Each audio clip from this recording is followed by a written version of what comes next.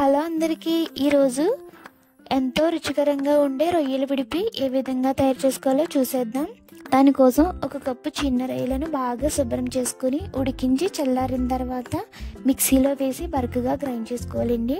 దానికోసం 2 చిన్న ఉల్లిపాయలను మిక్సీ చేసి పేస్ట్ అందులో వేసేయాలి. అలాగే కొద్దిగా అల్లం వెల్లుల్లి పేస్ట్, ధనియాల జీలకర్ర పౌడర్, కారం, రుచికి సరిపడే సాల్ట్ వేసి బాగా కలుపుకొని పక్కన పెట్టుకోవాలి. ఇప్పుడు మనం పెనం పెట్టి దానిలో ఆయిల్ వేసి పోపు దినుసులు అన్నీ వేసి ఈ కలిపి పెట్టుకున్న మిశ్రమాన్ని అందులో వేసి బాగా ఫ్రై చేసుకోవాలండి.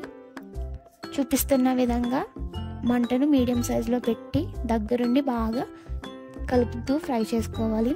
అది పొడి పొడిగా అవుతుంది. గోల్డెన్ బ్రౌన్ కలర్ వచ్చేంత వరకు బాగా ఫ్రై చేసుకోవాలండి.